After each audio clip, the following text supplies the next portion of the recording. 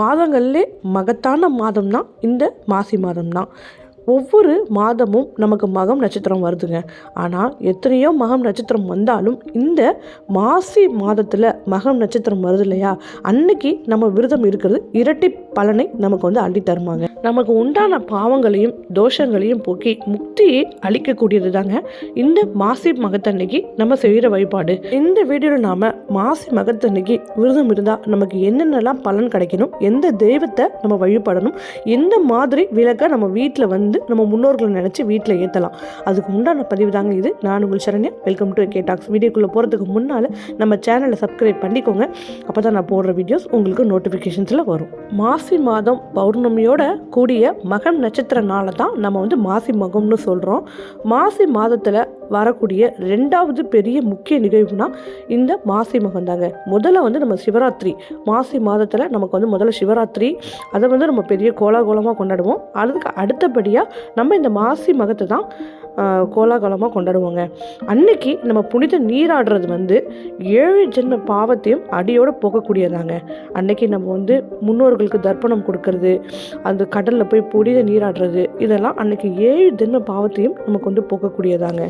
வருஷம் வர மகமும் இருக்குது, 12 வருஷத்துக்கு ஒரு வாட்டி வர மகா மகமும் இருக்குங்க. இந்த மகா மகம் கும்பகோணத்தில் 12 வருஷத்துக்கு ஒரு வாட்டி கோலாகலமாக கொண்டாடப்படுதுங்க.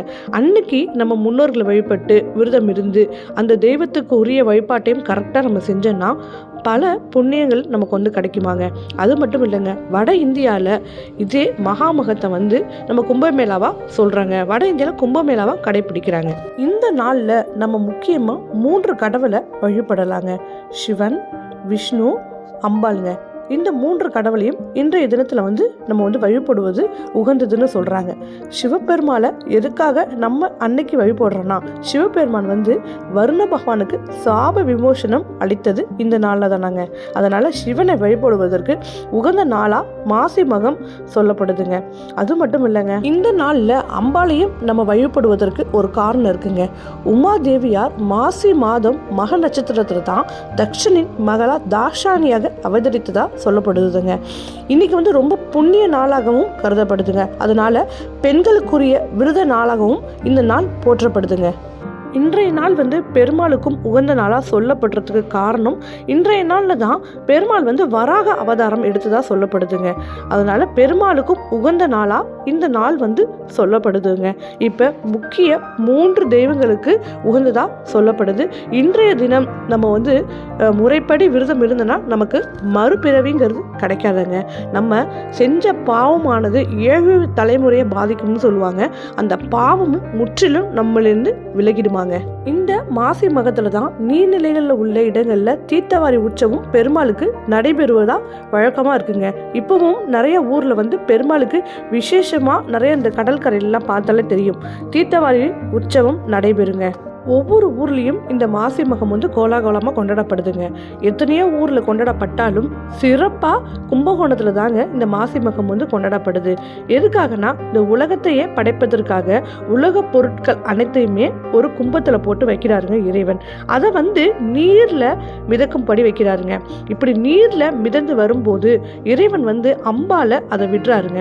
அம்பு விடுறப்ப அதோடைய மூக்கு பகுதி, அதாவது அது முன்னால் இருக்கிற கூம்பு போன்ற கோண பகுதி இருக்குல்ல, அது உடைந்து வீழ்ந்து அந்த இடமே கும்பகோணம்னு திருத்தலமாக மாறுதுங்க. இந்த மாசி மக தினத்துல கும்பகோணத்துல உள்ள மகாமக குளத்துல நீராடுறதுக்காக நாட்டிலிருந்து பல்வேறு பகுதிகளிலிருந்து மக்கள் கும்பகோணத்துக்கு வருவாங்களாங்க. காசியில பிறந்தோர் பாவம் கும்பகோணத்துல போகும், கும்பகோணத்துல பிறந்தோர் பாவம் மாமக குளத்துல நீராடினால் போகும் அப்படின்னு புராணங்கள் சொல்லுதுங்க. இந்த வருஷம் மாசி மகம் நமக்கு எப்போ வருதுன்னா சனிக்கிழமையில வருதுங்க. பிப்ரவரி 24, 2024 சனிக்கிழமையில வருதுங்க. மக நட்சத்திரம் எப்போ நமக்கு ஆரம்பமாகுதுன்னா பிப்ரவரி 23ங்க.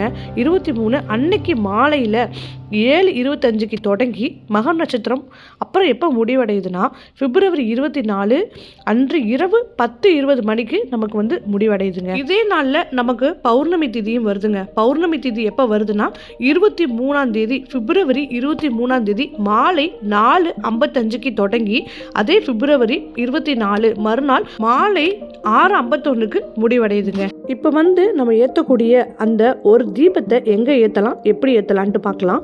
எங்கே ஏற்றணும்னா நம்ம வீட்டில் உள்ள பூஜை அறையில் தாங்க அந்த ஒரு தீபத்தை நம்ம ஏற்றணும். நம்ம முன்னோர்களை நினச்சும் ஏற்றலாம், நம்ம குலதெய்வத்தை நினச்சும் ஏற்றலாங்க.